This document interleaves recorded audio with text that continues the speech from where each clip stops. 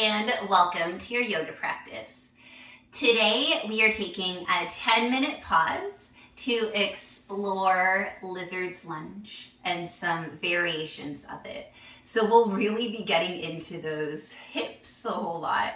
We'll start off nice and strong, and then we'll start to really lounge into it and see if we can find any good nooks and crannies to release.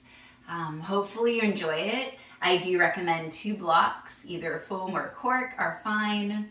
And let's get started. So we'll start in a downward facing dog.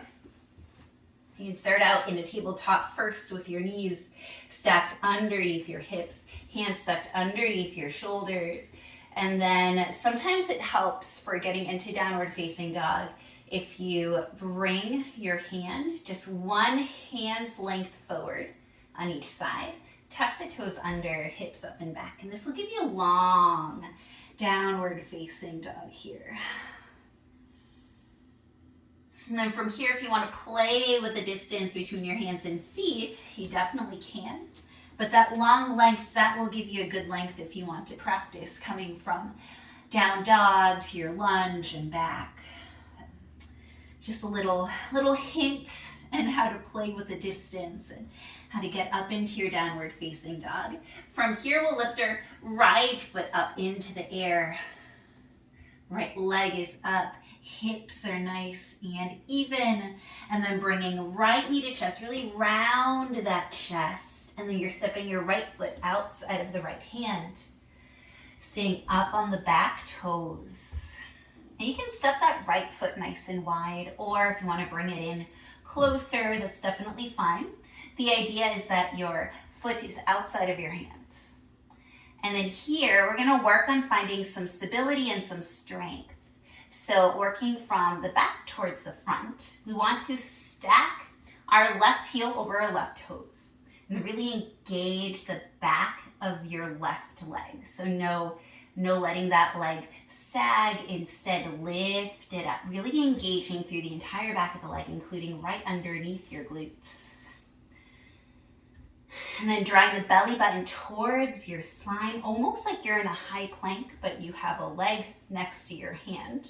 And have your hips nice and even. And then this right knee is hugging into my right arm. And I'm pressing strongly into my hands. And then it's really easy in this pose to kind of hunch over and look like a shy turtle, but we are lizards. So shoulders down and back, chest is forward, gaze is forward. And then really press into that right foot, right toes to 12 o'clock. And I love to rock back and forth in this pose. It takes away some of the monotony in holding it. And already you can start feeling this, the outer right hip is working a lot to hug in. Your core is working a lot. Your shoulders are working. Back of your left leg is working. Glutes are working. Super strengthening here. One last inhale. And then exhale, stepping the right foot back to meet the left. Sorry, Violet, I just kicked her. We are back in a downward facing dog. She just looked so annoyed. Inhaling, left leg up and back. Finding a nice stretch here in your 3-legged dog, keeping those hips nice and squared. And then left knee comes in towards your chest, rounding your back. And stepping left foot to the outside of your left hand. Finding your strong lizard's lunge here. And working from back to front. Your right heel stacked over the right toes. Back of the right leg is nice and strong, super engaged. Hips are nice and even. Left knee is pressing into the left shoulder or left arm. And really pressing into those hands. Belly button comes towards the spine, and then gaze is forward, shoulders down and back. You can have a little bit of a rock back and forth. Almost like you're in a high plank pose. You're getting into your hips here. Oh, it's such a simple pose, yet it is so strong. So strong. And then when you're ready, last inhale here. Exhale, stepping left foot back to meet the right. Downward facing dog. All right. Let's start exploring some options. The right leg goes up and back. Exhaling, right knee towards your chest. Stepping the right foot outside the right hand. So you can stay here, or if you'd like to descend your forearms onto the mat, try doing that again, keeping your chest nice and proud. This is a fantastic place for blocks.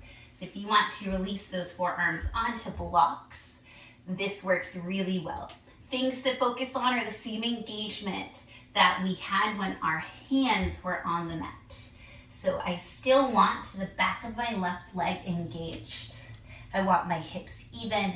I want my right knee pressing against or towards my shoulder. Belly button towards the spine. Nice and proud here. And then planting the hands down. If you were on your forearms, stepping right foot to meet the left. Other side. Inhaling, left leg up and back. Exhaling, right knee towards your chest. Stepping the left knee towards your chest. Left foot outside of the left hand. This time coming onto your forearms. Forearms can also come onto a block. And same stacking, same shining heart forward. Same pulling of that left knee towards the left shoulder. Drawing the belly button towards your spine. Maybe you have your hands together in a prayer. Really focused here. This is the last super strong engaged one. From now on, we'll be releasing that back knee. And pressing your hands into the mat. Step the left foot to meet the right. Downward facing dog. All right. Let's do one more variation just based on the time that we have left. Inhaling, right leg back. Exhaling, right knee towards your chest. Stepping the right foot outside the right hand. This time descending the back knee. Awesome. And then from here, walk that right foot to the outside of the mat slightly. And then angle those toes to the right. Your knee should track with your toes. You can even go onto the outside of that right foot. Just make sure that everything is in line. You can stay here, or you can bring your forearms down on the mat. You can even bring your entire body down on the mat if that's what feels good. I encourage you to stay up. So going to your furthest extent isn't always necessary. I'm trying to back up from wherever I usually go to. It's just better on my joints. If you want a quad stretch here, you can bend the left knee, reach the right arm back, and if you can find that foot, you can either kick the foot into the hand or you can draw the foot in towards the glute. Either way feels excellent. And releasing gently, planting the hands down, stepping the right foot back to meet the left. Downward facing dog. We have one more side in our lizard exploration. Inhaling, left leg up and back. Exhaling, left knee to your chest. Stepping left foot outside the left hand. This time dropping the left knee down. Right knee down. And then forearms can come down on the mat. Or staying up. Start to angle that left foot out to the left. Maybe you come onto the outside of that left foot, allowing that hip to open, and then coming down onto your forearms if that feels good.